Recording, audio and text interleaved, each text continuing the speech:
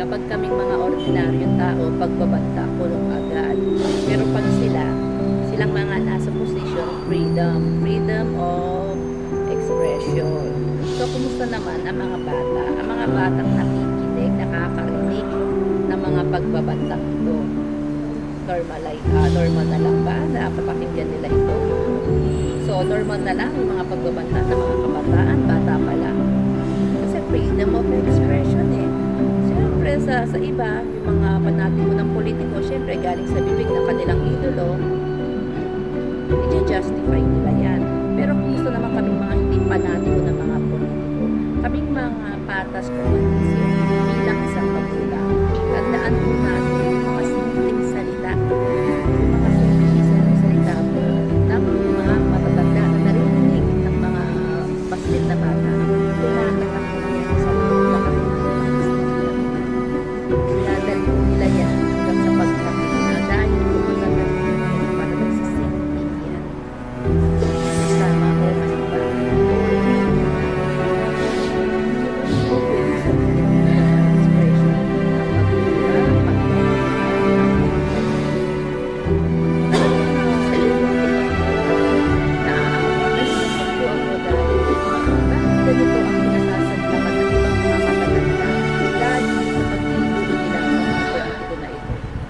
Yung lumalayo na po sila doon sa pagiging pagmamahal sa Diyos. Kasi di ba, mahal mo yung lumikha sa'yo. Tapos itong mga tao na ito, minura po nila yung lumikha sa'yo. Pero pagkain nila, so sino mas mahal nila? Feeling nila, itong mga tao na ito ang tagapagligtas, hindi po. Nung bang lito na ligtas ba sila ng mga for sure mga nanalangin ang mga yan, diba? Nanalangin po sila para iligtas sila, nagbe-pray sila. Bakit? Nung bang lumidol at tinawag nila sila Di mo ka ba? pag ang mga Duterte nagnakaw, i-justify nila yan. Magsisinggo ka. Dahil ang idolo nila hindi nagnakaw.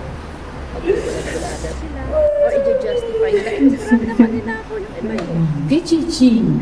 Pusimuchiyugida. Uka ba? News, tanggap nila yan. Basta mag-ganda, pabor sa idolo nila. Nakakalungkot din. Chichi, Yung mga matatanda ngayon, nabulag na ng tuluyan. Nakalimutan na nila na isa lang ang savior natin. Hindi ang mga Duterte. Kapag may bagyo, nililipad yung hangin yung bubong mo. Kapag may lindol, bulutan, landslide, sino ba unang naiisip natin, tawagan natin, ito ba ang Diyos? Tandika, chichi. Warwa fude, warwa day. Pero ito iba, nakakaawa. Kasi palubog. Yung tumatanda ka na dapat yung nakakaisip lang. Nagpapalagay sila, hindi. Palubog po sila ng palubog. Chichi. May choice sila. Wow, di daw ko. Ayaw nilang matuto, ayaw nilang tumalino, ayaw nilang sinisitama. Kasi nga, idolo nila ang nag-uusap. Kaya po tayo, antay-panatiko tayo ng politiko kahit sabihin ng BBM o kaya kakamping Ati, dewa. Sitagi. tayo ng mga politiko at tayo ng mga celebrities. Gachitaro mama, gachitaro na iba. Lahat ng movie, Fernando po, pinanonood ko po yan. Ultimo yung mga anak ko, nakalakihan din nila yan. Hanggang ngayon po, magkakasaka nila. Katyaliwa. Sila. Pero wala sila sa mga Eddie Garcia, Fernando po, yung ano pa ba? Yung mga panahon nila, ano ba to? Ni Andrew E. Kachibabe wakawabagambi. So balik tayo doon kay Sabi mo ka ba ito hanggang ngayon po pa napanood po yan. Inuulit ko. Kailan lang, inulit na naman namin kay Fernando po. Mango, labi yung gachitaro na iba. Kachituza ko. Anak ko. Pero, hindi ako sang-ayon na pumasok si Fernando po sa politika. Gachitaro. Kasi, inahin naman Guma- nila yan na ang guma- purpose kachuza para ko, mailigtas chi. po si Joseph Estrada. So, ang ibig kong sabihin, yung pagiging ano ba yun? Tagahanga niya doon sa pelikula kasi gusto ko talaga Guma. story. Diba? Pero it Asawa doesn't sino? mean ina-apply ko siya sa tunay na buhay. Magkaiba po kasi yun. Kung sa pelikula, bida siya, how I can be so sure na Gachitaro. magiging bida rin siya sa politika. Dapat ganun tayo mag-isip.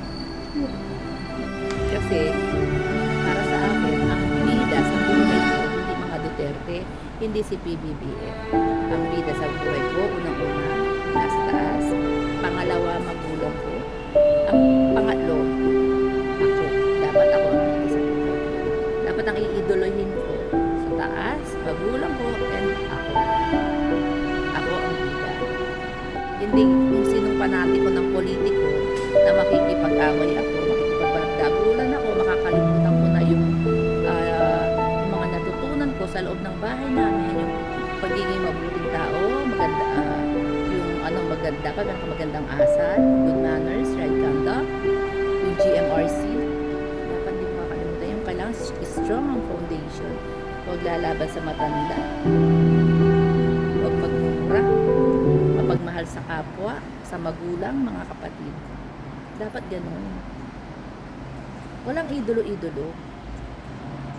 Humahanga ako, magaling na artista, but it doesn't mean sa tunay na buhay i-apply ko yan. No way.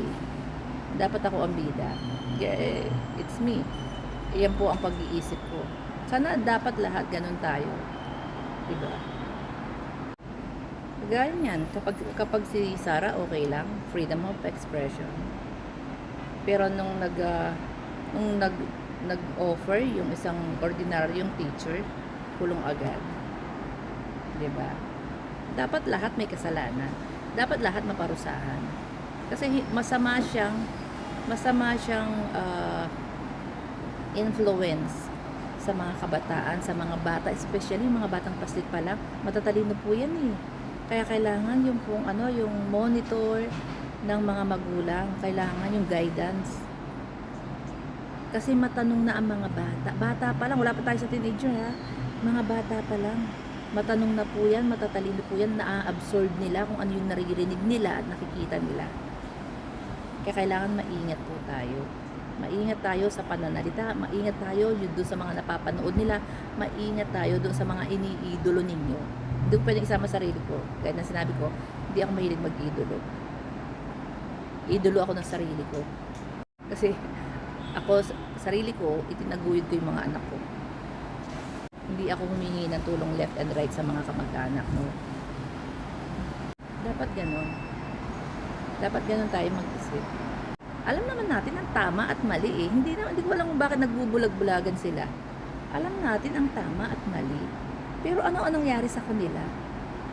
Ano ang nangyari? Ikaw sa sarili mo, alam mo ang tama at mali. Hindi ba kapag may ginawa kang mali, pinapalo ka ng magulang mo? Kapag nakapagsalita ka ng masama, nakipag-away ka, nagmura. Ako, nagmura lang mga bata, before na maliit sila ha, kung ano yung nagkasala sa'yo, yun ang papaluin ko. Let's say, nagmura ka, ang papaluin ko, ibibig mo. Kapag, let's say, sinuntok mo yung kapatid mo, ang papaluin ko, yung kamay mo.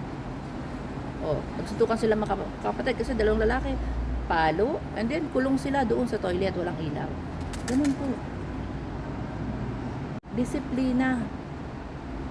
Pag alam mong nakakasakit ka ng kapwa, itigil. Alam mong masama eh. Hindi dapat itigil. Pero sa mga DDS, hindi ko po alam kung ano po nangyari sa mga utak nila.